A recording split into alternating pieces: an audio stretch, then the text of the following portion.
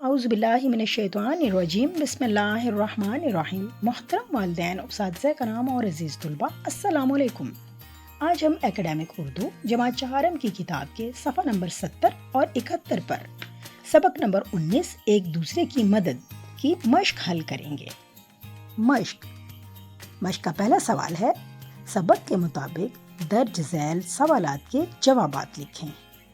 سوال ہے، مسلسل بارش کتنے دنوں سے ہو رہی تھی؟ جواب ہے، بارش مسلسل 4 دنوں سے ہو رہی تھی۔ نمبر 2 ہے، مائی نورہ کے مکان کے کتنے کمرے تھے؟ جواب ہے، مائی نورہ کے مکان کا 1 کمرہ تھا۔ نمبر 3 ہے، لوگ مائی نورہ کے لیے چیزیں کیوں لائے؟ اس کا جواب ہے، لوگ مائی نورہ کی مدد کے لیے سامان لے کر آئے۔ نوجوانوں نے مکان کی تعمیر سے پہلے کیا کیا؟ اس کا جواب ہے، نوجوانوں نے مکان کی تعمیر سے پہلے بزرگوں سے مشورہ کیا۔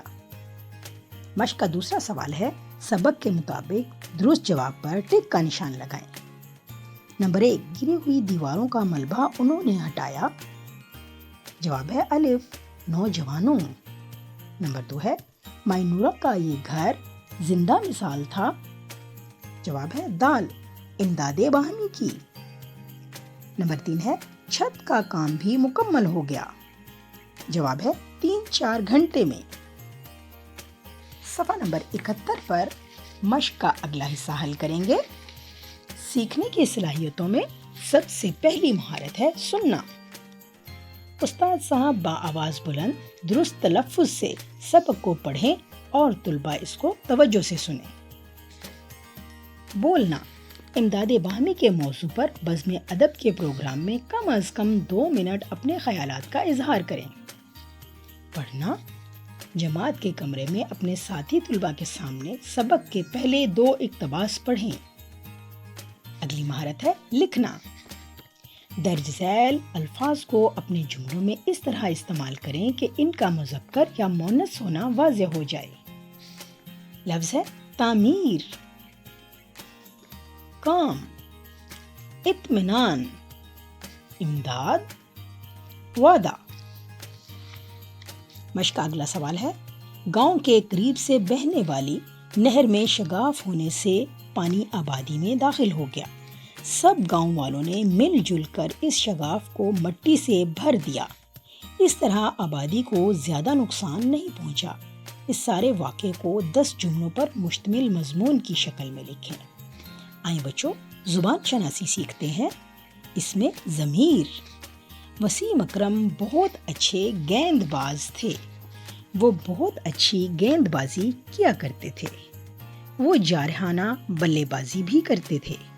انہوں نے پاکستان کے لیے کئی میچ جیتے۔ یہاں پہلے جملے کے شروع میں وسیم اکرم کا نام آیا ہے، بعد کے جملوں میں بھی ان کا ہی ذکر ہے، لیکن ان کا نام نہیں آیا۔ نام کی جگہ وہ اور انہوں کے لفظ استعمال ہوئے ہیں۔ دراصل بولنے والے نے اپنے دل میں وہ اور انہوں سے مراد وسیم اکرم ہی لی ہے۔ ایسے الفاظ کو اس میں ضمیر کہتے ہیں۔ چنانچہ اس میں ضمیر وہ اسم ہوتا ہے جو کسی چیز، شخص یا جگہ کے نام کے بجائے استعمال ہو، مثلاً ہم، آپ، وہ وغیرہ۔ اس میں ضمیر کی حالتیں، اس میں ضمیر کی 3 حالتیں ہیں۔ نمبر 1، ضمیر غائب۔ وہ امیر آدمی ہے۔ علی میرا دوست ہے۔ اس کے ابو استاد ہیں۔ یہاں وہ اور اس ضمیریں ہیں۔ ان اسموں کے لیے آئی ہیں جن کے بارے میں بات ہو رہی ہے لیکن وہ موجود نہیں ہیں، غائب ہیں۔ اسی وجہ سے اسے ضمیر غائب کہتے ہیں۔ لہٰذا ضمیر غائب وہ ضمیر ہے جو غائب یا غیر حاضر شخص کے لیے استعمال ہوتی ہے، مثلاً وہ، اس، ان وغیرہ۔ نمبر 2 ہے ضمیر حاضر یا مخاطب۔ آپ کہاں رہ گئے تھے؟ نمبر 2 ہے تم چائے نہیں لائے۔ یہاں آپ اور تم کی ضمیریں ان کے لیے آئی ہیں جو لوگ موقع پر موجود ہیں، حاضر ہیں یا جن کو مخاطب کر کے بات کی جا رہی ہے۔ ایسی ضمیریں ضمیر حاضر یا مخاطب کہلاتی ہیں۔ چنانچہ ضمیر حاضر وہ ضمیر ہے جو سامنے موجود شخص کے لیے استعمال ہوتی ہے، مثلاً تو، تم، آپ وغیرہ۔ نمبر 3 ہے ضمیر متکلم۔ میں کھیلنے جا رہا ہوں، میں بازار جا رہا ہوں۔ یہاں میں اور ہم کی ضمیریں ان کی جگہیں ہیں جو خود اپنے بارے میں بات کر رہے ہیں، یعنی وہ متکلم بات کرنے والے ہیں۔ ایسی ضمیریں ضمیر متکلم کہلاتی ہیں۔ ضمیر متکلم وہ ضمیر ہوتی ہے جو بات کرنے والا اپنے لیے استعمال کرتا ہے، مثلاً میں واحد کے لیے اور ہم جمع کے لیے آتی ہیں۔ مشق کا اگلا سوال ہے، اس سبق میں سے مختلف ضمائر والے 5 جملے تلاش کر کے اپنی کاپی میں لکھیں۔ عملی سرگرمی برائے طلباء۔ شہر میں دھوئیں، کوڑے کرکٹ اور گندگی میں اضافہ ہو رہا ہے۔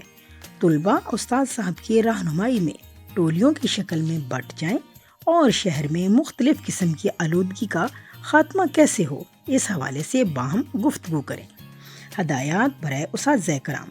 اس میں ضمیر اور اس کی حالتوں کے بارے میں تفصیل سے طلباء کو بتائیں۔ استاد محترم مشکل الفاظ کا مفہوم طلباء کو سمجھائیں۔ امداد باہمی کے حوالے سے اسلامی تاریخ کا کوئی واقعہ طلباء کو سنائیں۔ روزمرہ زندگی کی سرگرمی میں طلباء کی رہنمائی کریں۔ اس میں ضمیر کی حالتوں کی وضاحت روزمرہ زندگی کی گفتگو سے کریں۔ عزیز طلباء، یقیناً آپ نے اس مشق کو حل کر کے بہت کچھ سیکھا ہوگا۔ اگلے سبق تک کے لیے اللہ حافظ۔